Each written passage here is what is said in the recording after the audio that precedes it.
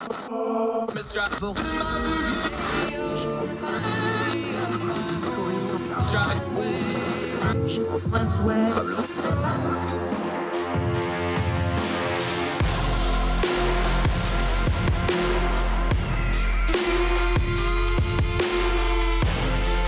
your host, Andrew Donaldson. This is Heard Tell.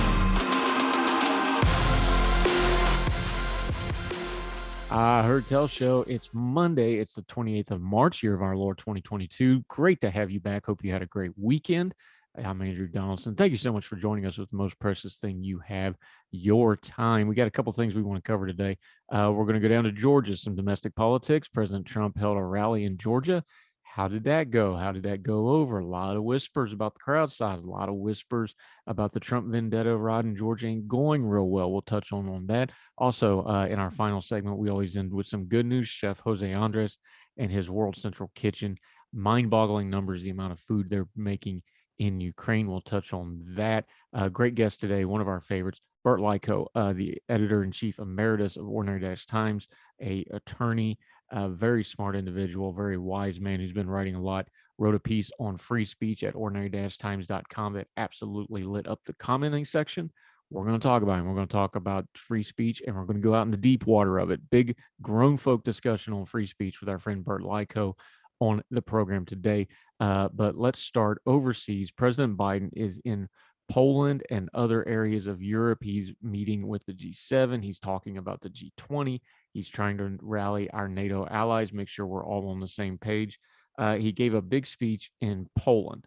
Now, a couple things happened in the speech. Folks that support President Biden thought it was the greatest speech ever and started comparing it to JFK in Berlin, Reagan's tear down this wall speech. You go pick a couple of the real big speeches of recent memory. Everybody was comparing it to that. He also made a couple different gaffes during the speech and in other events of the day in which the White House had to do some correcting and walking back. ComShop's been real busy. Things like saying Vladimir Putin can no longer remain in power, and they had to make sure they say, no, this isn't a policy of regime change. He's told some U.S. troops, soon you'll be in Ukraine. Had to walk that back and say, so what's going on here? Everything in our media gets bifurcated. It has to be the best thing ever, the worst thing ever, because that's how you sell clicks. And people are just lazy and they have recency bias. So the newest thing that they like is the greatest thing ever. And the newest thing that they don't like is the worst thing ever. It was a good speech. It was the speech of the moment. It was the speech that needed to be given. The president delivered it well. He usually does set pieces like this. He usually does pretty well.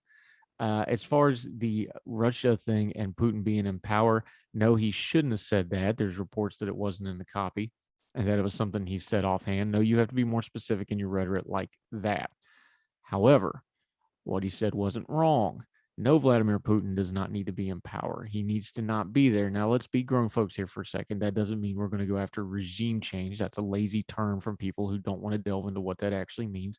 Of course, it is blatantly true that Vladimir Putin should not be in power.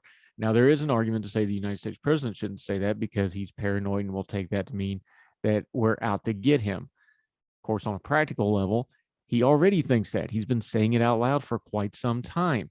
What do you think he's going to do? Invade another country? Oh, wait, he already did that. At some point, we're going to have to quit worrying about Vladimir Putin's feelings and just say things that are plain truth, like Vladimir Putin has no business being in power. He's an evil, wicked dictator. He's now a known and provable war criminal and should be brought to justice. So I don't really have any problem with what the president said, although I do agree he probably shouldn't have said it in that venue. We got to keep our bearing here, folks. President Biden did not give the greatest speech of all time. He also didn't give the worst speech of all time, and this wasn't the worst gaffe of all time. It's important to keep our bearings on these things because we need to keep our eye on the ball. There's a shooting war in Ukraine that was perpetrated by an evil dictator in Vladimir Putin against the Ukrainian people. It's going to have widespread consequences because there's no version of this in which Russia is not weakened going forward. It's going to change everything geopolitically. And when we start arguing about silly things about who had the better speech, and we start arguing about things like, oh, I love the president, or oh, I hate the president, it skews our perspective, which we need to keep nice and level. President Biden is the president we got. It doesn't do any good complaining and wishing we had somebody else's president, or even worse, as we do in our media, pretending that the president we have is not who he is. We should be clear-eyed about who he is. We got 50 years of book on Joe Biden. We know who he is. We know who he is at this stage of the game. He ain't changing. We should be clear-eyed, and we should go to war with the president we got. Or in this case, since we want to be specific, don't say go to war. People might get upset and think we're going to have regime change or World War III. That's not the case. You just deal with the person you have. See how easy that was? There was a slip, but we just pushed right by it because everybody that's an adult that has a functional frontal cortex knew it was a phrase of speech. If we have World War III, it's not going to be because of Biden's flippant comment. That, by the way, was also correct. Keep President Biden in his proper place. That way we can support him as Americans and go forward on the world stage without overblowing what he is and what he is not. He did fine here. He's Joe Biden. He's our president. Let's keep everything in proper perspective. More Heard Tell right after this.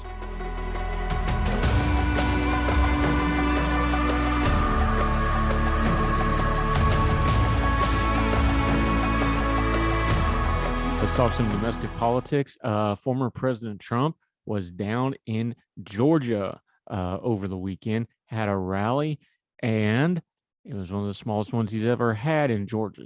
So what's going on here? Let's go big picture for just a second before we delve into the details of this particular rally. Remember, Georgia is kind of the central ground for what happened post-election.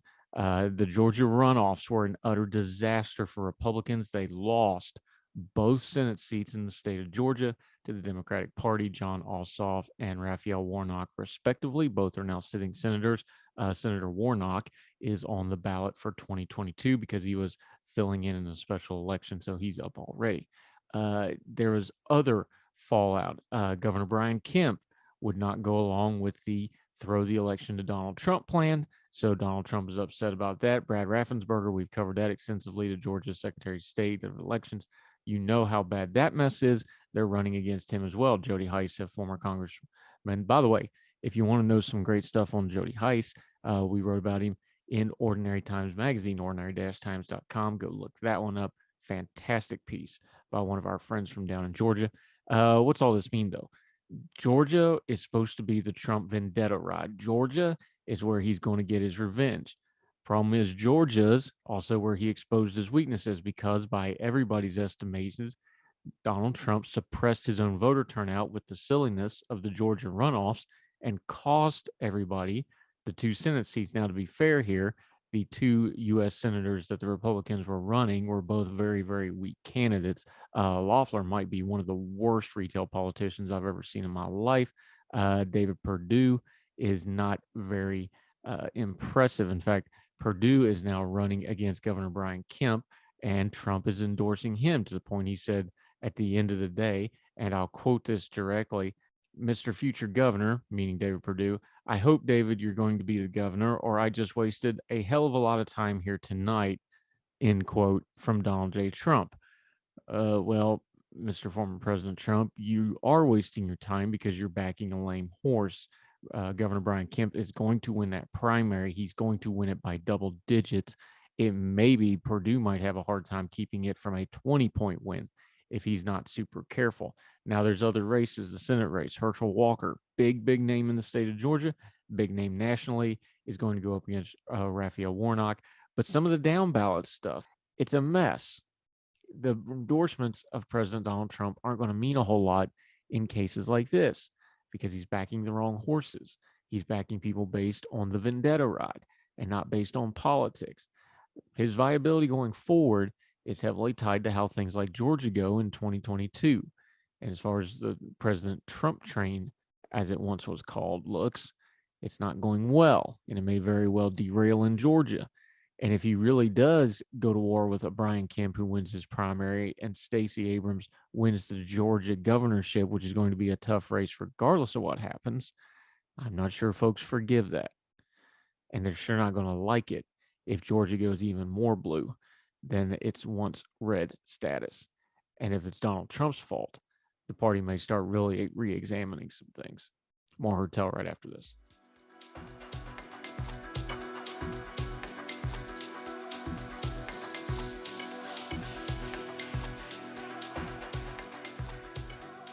Welcome back to Heard Tell. Been a minute since I've got to talk to one of my favorite people on earth. He is the editor in chief emeritus. That's a big fancy Latin word, which means used to be, but kind of still is. Editor in chief of ordinary-times.com, a good friend, also an attorney, and it's somebody I lean on for opinions and off the record stuff all the time and advice. And I appreciate him greatly. Burt Likko, how are you, sir? I'm doing great, Andrew. I'm happy to come and offer a little bit of age diversity after all of your young voices guests. I can be a middle-aged voice for you. To be fair, I'm closer to you than I am to most of them at this stage of the game. But no, last time I had you on, we were talking Jeopardy, which was fun. So more trivia stuff. This time a little more serious topic, and you're going to have to use your lawyer hat a whole lot more. Free speech. Everybody talks about it, but let's do what we normally do on our show. Let's get the nomenclature right. So free speech does have a legal definition, and then it has the cultural definition. But when, from a lawyer point of view, what is the legal definition of free speech, at least as a concept? This is exactly how I would have begun this topic also, Andrew. You can't confuse the cultural concept of free speech with the legal concept of free speech. Legally, free speech necessarily involves the government in some fashion. The only thing that we care about when we talk about your legal right of free speech is what the government does either to prevent or to permit you to make some kind of a statement. And if the government is not involved, then it doesn't make sense to talk about your legal right of free speech. You must have state action for that. Now, culturally, we think about free speech a lot differently. And there, I'm a participant in the culture. The fact that I'm a lawyer doesn't have a whole lot to do with it. Everyone participates in the culture in one way or another, and everyone is subject to different kinds of cultural regulations. The word that political scientists use to describe those cultural regulations or rules, we call them norms. These are just standards of what is generally expected behavior. So those are the two spheres where free speech matters. And the thing that we've got going on in our current paradigm of time is technology has completely changed how people's speech gets out. Now, everybody has a platform. Everybody has an amplification. You don't have to have a print media or a television media to get your voice heard. That has a lot of upside to it, obviously, with what we do, where we get to write and commentate and things like that. But it's also brought a bunch of confusion because, like you said, state action is required to get into free speech things. And the internet and the technology and the social media and all those things, in your opinion, just because you've been doing this longer than I have, has it muddled down what free speech is, or has it amplified the existing problems of what free speech has always had to deal with? It may be because I do a lot of my social media interaction and a lot of my in-person interactions with other lawyers. We're all pretty clear. It's not the case that all lay people are, and it's particularly not the case when you have political actors who may wish to blur the distinction between those two spheres for some sort of advantage. Talking to Burt Likko, do you think that, here's the thing with it though too, is I think one of the main problems we got going on here is we want to substitute the tech companies for state actors. And when we start, I know there's a big regulation fight. We might get into that in a little bit later, but I think it's really, really important, especially from a legal definition and from a concept definition, to understand that no matter how powerful a tech company gets, that's still not the government for a lot of really important and frankly good distinctive reasons, isn't it? Well, consider the most prominent example that I can think of a tech company exercising censorship power. Back in late January of 2020, Facebook and Twitter pulled Donald Trump from their platforms.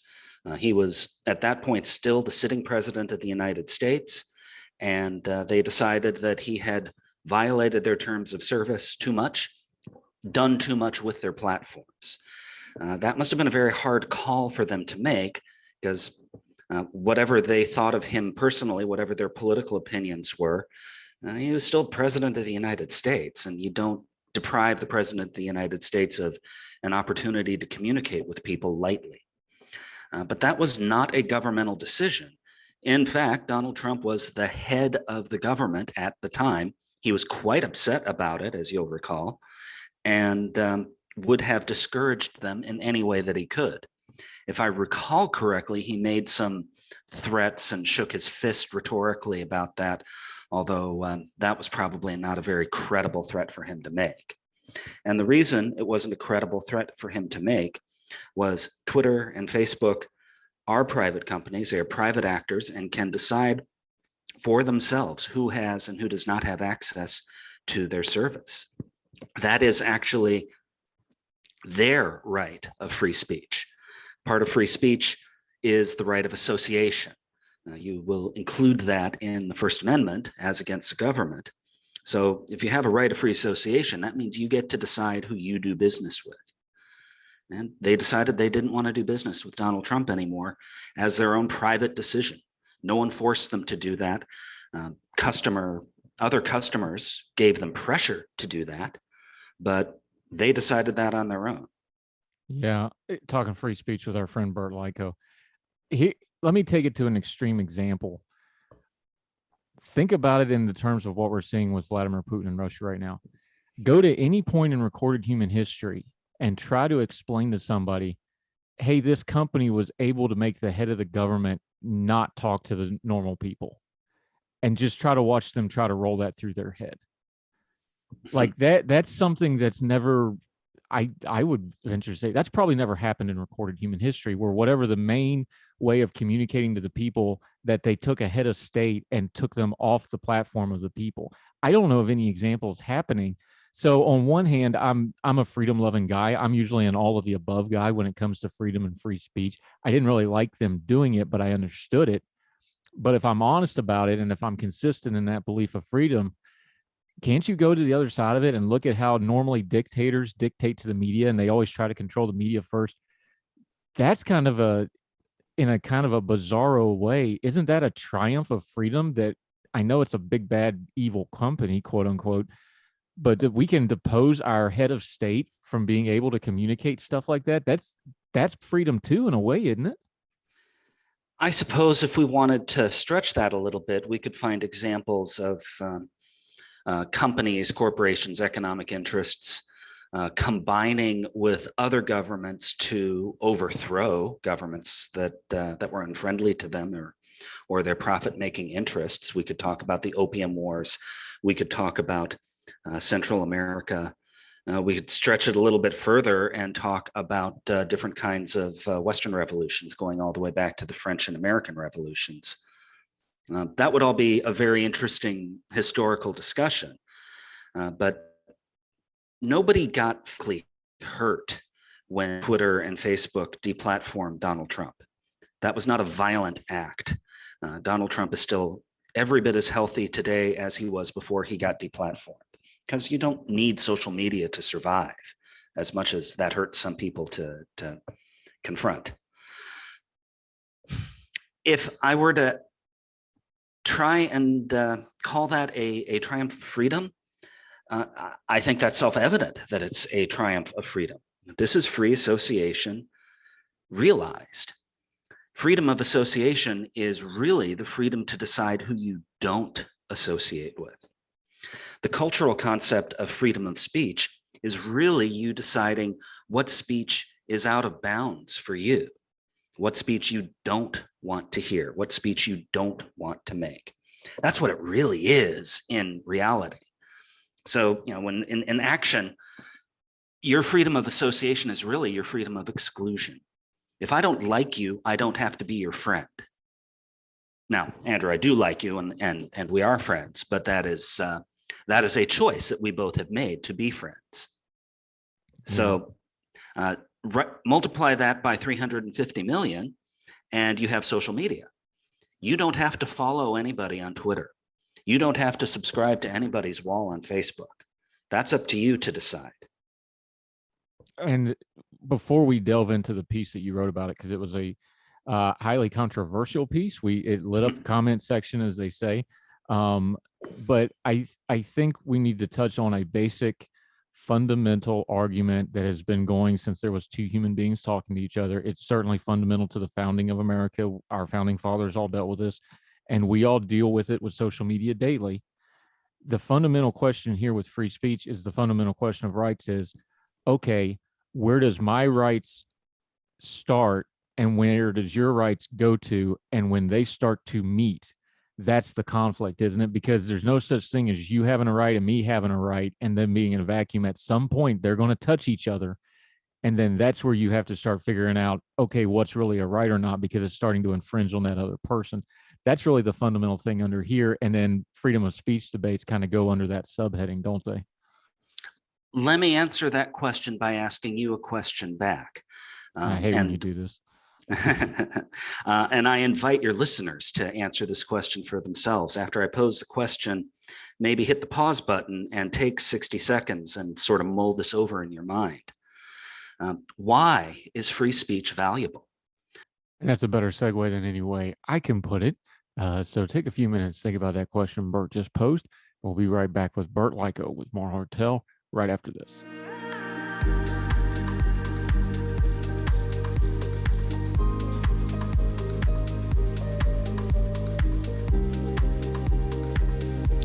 Let me answer that question by asking you a question back. I hate when you do this. And I invite your listeners to answer this question for themselves. After I pose the question, maybe hit the pause button and take 60 seconds and sort of mull this over in your mind. Why is free speech valuable? Everyone you talk to, from the United Nations and its Declaration of Universal Human Rights down to the rando sitting next to you at the bar who is 6 pints into it, will tell you that free speech is a super important, super valuable thing, a bedrock part of our foundation. Why? What's it for? Taking a little bit of time to think about that, you might want to think about whether the answer is different when we're in the governmental sphere versus the cultural sphere. Why is it important the government not sanction your speech versus why is it important that you have the cultural latitude to say certain things? Let me give you a list of answers people have given me to that question over the year. Some of them say, and this is, I think, the most frequent response, that question doesn't make any sense. Free speech is inherently valuable. It requires no further explanation. Of course, free speech is valuable. Of course, it's important. Can't you tell? It's free speech. I'm not sure that that is analytically right. You might disagree with me, and that is certainly your right. The reason I don't think it's right is what makes something inherently valuable is it ultimately contributes to your happiness. The only thing that I think is truly inherently valuable is happiness. So maybe free speech is valuable because it helps us become happy. I don't know if that bears up to experiential analysis also. When we are talking about free speech, we are really talking about how much you're willing to tolerate things that you don't like hearing. That's inherently an exercise that is calculated to make you unhappy. Maybe we have free speech because it makes us smarter, because it helps us learn things, because it helps us find truth. That's kind of the Jeffersonian model of it. That Jefferson threw out in his Declaration of Religious Freedom when he was governor of Virginia, that different ideas, he was speaking specifically about religion, but it applies to everything. Different ideas will clash with one another and the strongest one will come out. I wonder about that too. That might not be right, because what that really tells us is what is the most popular idea. That's not necessarily the correct idea. A little less common, people say free speech helps us decide how to govern ourselves. Free speech lets us have other rights. So if we have other rights, we can't really use them well unless we have freedom of speech to talk about them. Here, I think we're getting much closer to the mark. If you have the right to vote, for instance, that is kind of a meaningless right unless you know what different candidates stand for, what they're going to do if you give them power. So free speech helps us govern ourselves. That is an answer I kind of favor. And of late in life, I've become kind of cynical, and I've sort of decided maybe we have free speech because it's just easier than any other way of conducting ourselves. If we allow ourselves the notion that you're just going to have to tolerate some stuff you don't like, that means you have to invest a lot less resources, a lot less emotion into responding to something that you don't like. It's cheaper, it's faster, it's easier, and that might make you happier if you can shrug off something and just say, well, he's just exercising his right of free speech. He's wrong as hell, but whatever, that's what people do. And those are ideas of why we care about free speech, why it's important. And that gets to, oh, sorry, go ahead. Yeah, to conclude, that is going to govern how you respond to speech you don't like. And to go to the second part of what you were asking when you told us to all pause for a moment, the difference between the cultural side and the government side is when you get into tolerance and you get into things like that, the way I go to it is when I disagree with Burt about whatever that, Portland Timbers is the best MLS team or whatever we're going to fight about online on Twitter. And I want to say somebody else is a better team. That level of tolerance is one thing. I don't have an armed enforcement part of my repertoire like the federal government does, or like a government does, where if they set a standard, now you're into enforcement. I don't have enforcement. Twitter doesn't have enforcement. Instagram don't have enforcement. They have terms of service. They can deny you service, but that's not really enforcement. That's that injury thing you opened up with. So once you get the government involved, and we've already established that free speech has a governmental element to it, especially when we're talking about it as a right. If you have enforcement abilities, if you have prosecutorial abilities, that's when this starts changing in the conversation, isn't it? Sure. If you say something as admittedly boneheadingly dumb as there's a better MLS team than the Portland Timbers, then I lack the ability to send the Portland Police Bureau out to arrest you for that. The mayor of Portland lacks the ability to do that. And if some police officer on his own initiative goes out to do that, well, he's committing a crime. Now, you're allowed your very, very wrong opinion that there's a better MLS team than the Timbers. And to that point, though, if I say I'm going to shoot the president, especially somebody like me who has a platform, if I say that on the radio, I guarantee you I will get a Secret Service call because they monitor certain things. Or if I put that on a tweet or something, yeah, that's free speech. I can say that. But the enforcement arm of the government, especially something like the Secret Service, they're going to make a phone call and check in on you on that because they do have that right and that authority, legal and otherwise, right? Well, it turns out actually shooting the president is a crime, and a pretty serious one. So someone who announces their intent to commit a crime is going to attract governmental attention. This is not a violation of your right of free speech. That is investigation of a crime. This and that's the extreme example, of course. Let's take the internet meme that everybody uses wrong. We've got it on our M. Carpenter all-star list of things that drive her crazy, along with HIPAA and my apostrophe usage. But shouting fire in a crowded theater, this is the classic example of free speech. Most people get this wrong for a lot of reasons. Just real quick, recap that for us. The argument of, because there's actually been there's case law on this, believe it or not. It's not just a meme. They actually hashed this out. Fire in a crowded theater and free speech. Well, the phrase one may not shout fire in a crowded theater comes from a dissenting opinion in a free speech case dating back to the 1920s. So this is almost 100 years old. And bear in mind, back in the 1920s, fires breaking out in theater was a thing that happened with some frequency, and people got hurt a lot. Fire codes have improved, fire safety has improved, yada, yada, yada. But that was never actually the law. The law would be today, you can shout fire in a crowded theater under a lot of circumstances. There are times it might be illegal, and there are times it might not be. So we've got to look at, do you legitimately believe there is a fire going on? Is a fire really going on? How do people react to that? Taking that statement in context, is that the sort of thing that is likely to cause a public hazard, a public danger? We don't know that one way or the other. So the real answer to the question, can you shout fire in a crowded theater or not, is I need more information to answer that question.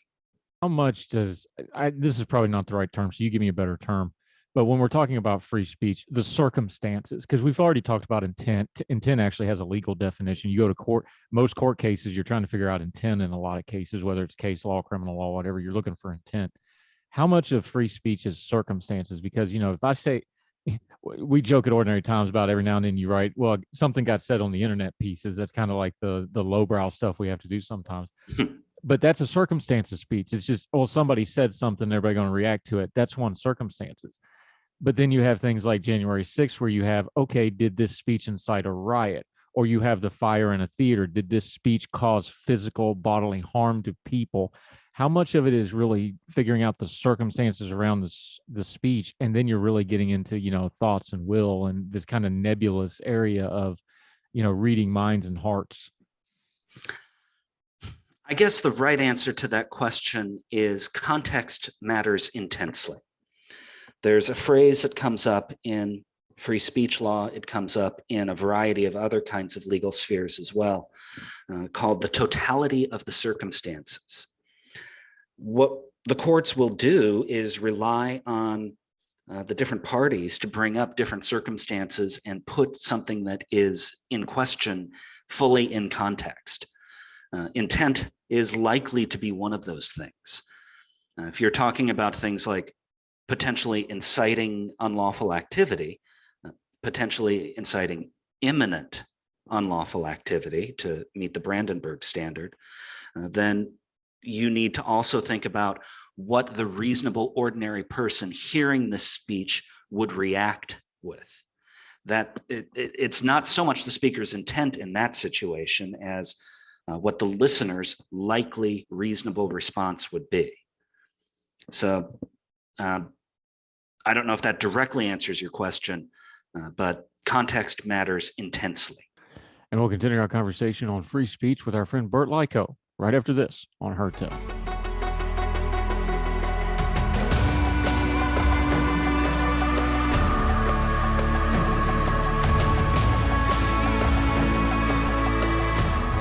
Let's use an example that you used writing in your piece at ordinary-times.com, which we love when we get you in and very much appreciate it.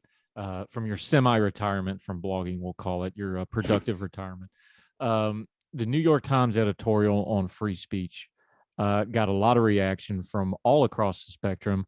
I think everybody agreed that it probably wasn't worded as well as you would think the editorial board of the New York Times talking about free speech should write something. I think everybody agreed on that, and then everybody dissented from there to what part was good and what part was bad. But they really got, they kind of got neck deep in the cancel culture stuff because of the way they phrased it. And I'll just read the quote because it's the quote everybody else talked about, and you hit it on your piece. And they said, for all the tolerance and enlightenment as the New York Times that modern society claims, Americans are losing hold of a fundamental right as citizens of a free country, the right to speak their minds and voice their opinions in public without fear of being shamed or shunned.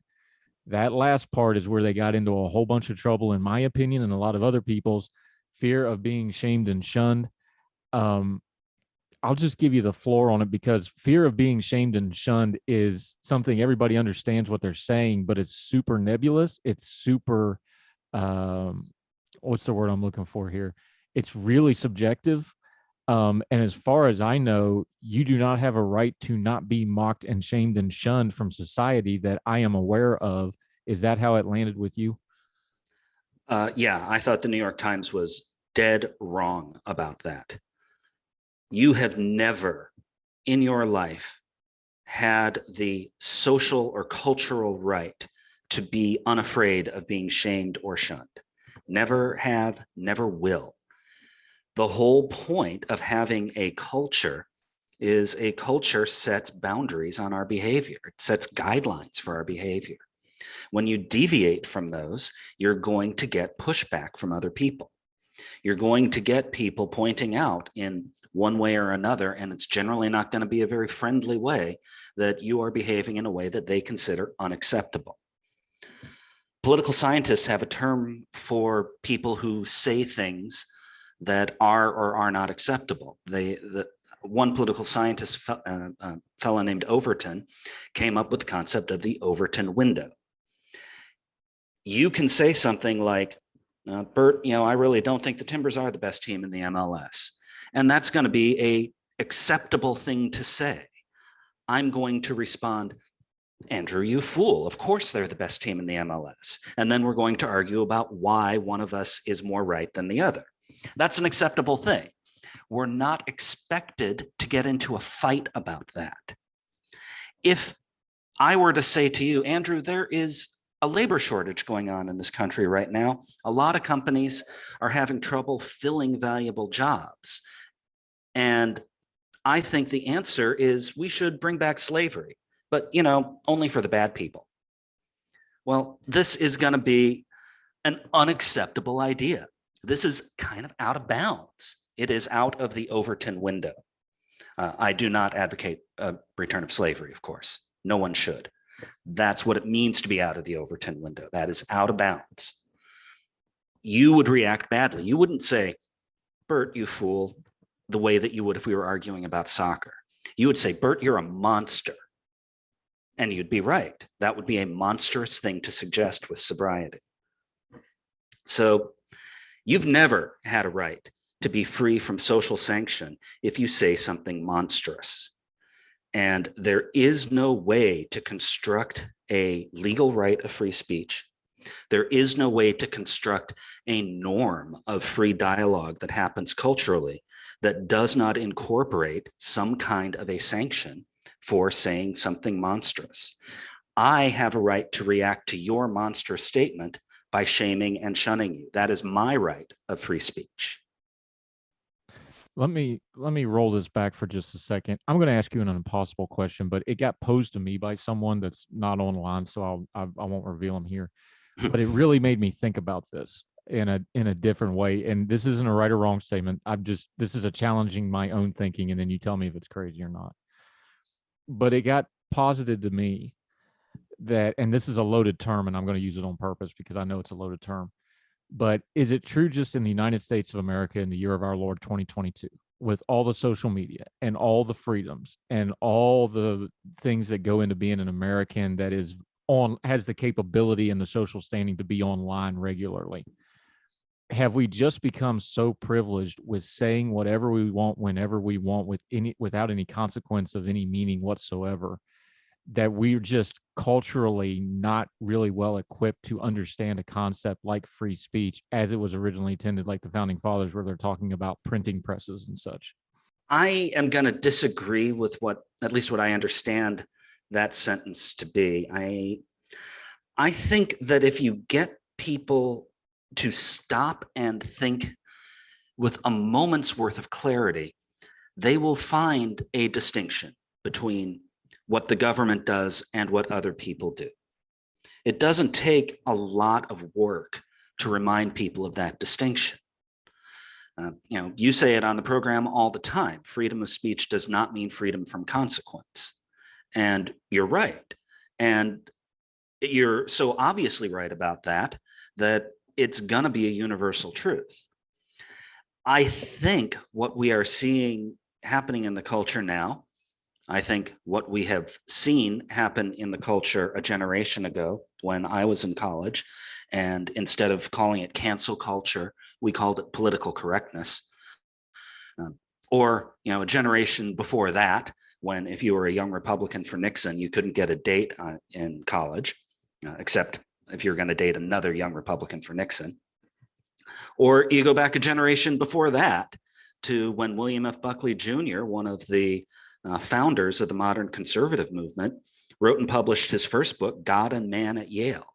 As a student at Yale in the late 1940s, Buckley felt oppressed, shunned, mocked by his professors, by his peers for expressing what were then the politically conservative constellation of political views, and for being open about his strong Christian faith. He felt that these things were held up for ridicule and that he was shunned because of them. This is nothing new. Bill Buckley felt that as a college student in the 1940s.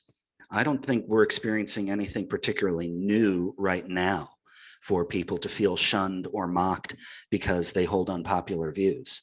Unpopular views are unpopular. All right, counselor, since you left it dangling out there, I will ask the obvious question.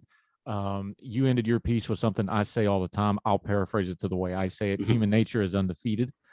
This is something we're all going to deal with.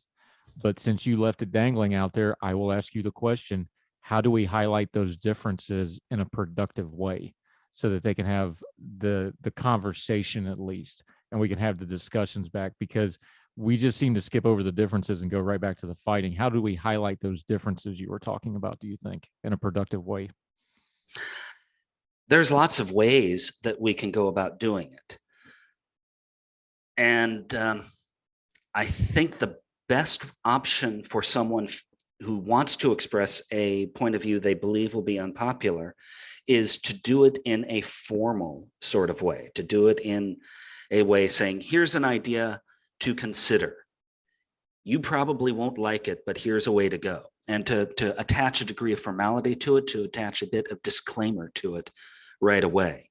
If you announce, I would like to discuss this idea, that helps soften the blow a little bit. There are other ways too. There's different other kinds of cultural signals that you can send. But this is a matter of your mastery of the culture. I think phrasing your idea that is likely to be unpopular in the form of, I would like to discuss this, is a strong cultural signal that you're not trying to offend someone, but you're really trying to debate a concept. This is how we've had a lot of things that used to be culturally unthinkable push that Overton window to one side or the other. It used to be unthinkable that gay people could be married to one another. It used to be unthinkable that we would have open discussion on the floor of Congress about legalizing marijuana. And maybe one day we actually do it. Now it's thinkable that such a thing like that could happen. I think that sort of thing starts at the cultural level, and it starts with people making formal invitations to have a debate, and others deciding, I will participate in that debate. Burt Likko, he participates in debates when I ask him to, and I appreciate him greatly. Somebody I really pay attention to. I've respected his opinion. He's been a great sounding board for me over the years. Let folks know where your social media is. You write with ordinary-times.com infrequently now, but there is a vast article archive of your writing over the years. I encourage people to go read. I know I do. I always search it from time to time. Let folks know where they can find you on social media and what you have going on, my friend. Well, you can certainly search for all of those articles that I wrote. I think there's about 700 of them left over from many years of writing at ordinary-times.com. My most recent one discussing this very subject has become, I think, the most commented article that I've written. And if it wasn't, the one that beats it out would be another one about political correctness that I wrote 10 years ago. You can also follow me on Twitter at Burt Likko, BURTLIKKO. And that's where you will find my random musings and explanations for why the Portland Timbers are the best team in Major League Soccer. One thing I will give you on Portland, it is a fantastic food city, which means you are a valuable founding member of Twitter Supper Club, because y'all got some fine eating up there in the Pacific Northwest. Indisputably one of the great food cities of the world, not just America. One of the reasons you chose to move there. You can read those articles at Ordinary Times too. Burt, I appreciate you so much, my friend. Tough topic, and I appreciate you explaining it to me like I'm five. Thank you, sir. It is absolutely my pleasure, Andrew. Come on out here and I will make you fat with our wonderful Portland food. I can't. I want to do the food trucks. You've heard of pub crawls. They have food truck crawls in Portland. They're so well known for them. We got to do one of those, my friend. We'll talk soon. Have you back again, my friend. Thank you for your time. Thank you, sir. Thanks.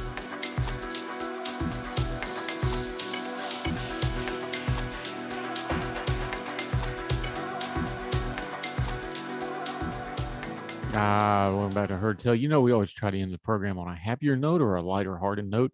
This is a great story. World Central Kitchen. This is Jose Andres charity organization. They've been absolutely all over the place. If something's going on in the headline, they usually show up. Inside Ukraine, we are in 21 cities. Andres said on CNN. Obviously, Liv has become our headquarters inside Ukraine, but we're delivering food every day to places like Odessa, Kiev, and other places. World Central Kitchen is distributing more than 290,000 meals daily and more than 1,000 locations in 6 countries. That's the heroes that I see in Ukraine, and what you see is everybody doing whatever they can to provide comfort and relief to fellow Ukrainians, not only inside of Ukraine, but the first moment I arrived, I saw Poland. I was able to tell the president and the prime minister of Poland that the Polish people, within hours, they were in every border crossing, waiting with baby food formula and hot soup. Andreas added, the temperatures were freezing. Women and children were walking across the border, and they were being welcomed, at least with a message of, we care. We're going to take care of you. You're not going to be alone in this dark hour. Andres said he told President Biden that the Ukrainian people need all the help we can give them. Quote, they are defending their country. They are fighting for democracy. They are fighting for freedom. At least America and the rest of the free world, we can do for them is to be next to them. That was my very simple and direct message. In his speech on Saturday, President Biden applauded Andreas for his effort to feed refugees during the crisis. Really hard not to love this guy. He shows up every natural disaster. Anything in the news, they show up and they do what we always advocate to do on a lesser scale about turning down the noise on politics and stuff. They start cooking food. If you can feed people, you go a long way towards helping all their other problems. You don't solve them all, but if they don't eat, the rest of it doesn't really matter. He's taking care of that. He has organized thousands and thousands of people to serve hundreds of thousands of meals. God bless him. Great thing, Chef Jose Andres. That'll do it for Heard Tell. Hope you all had a great weekend. We've got a loaded week of shows planned for you. Can't wait to share them all with you. So make sure you're subscribed, however you're watching on YouTube or listening on any of the podcasting platforms. Got to be subscribed. That makes sure you don't miss a single thing we do. The weekday show every morning by the time you wake up, if you're on the East Coast of the U.S., or around the world, tea time in England, or supper time out if you're in Southeast Asia or Australia. You'll have a brand new episode of Heard Tell every day, twice on Sunday show. We just did it. If you missed it, go back and watch it. Also, all the long-form podcasts. Don't miss anything we do. We want you to catch all of it. Also, it lets us know you're out there and watching. So, wherever you are, across the street or around the world, we hope you're well. We hope you're well fed. And we'll talk to you tomorrow for more Heard Tell. All the music on Heard Tell is provided under a Creative Content license from monstercat.com.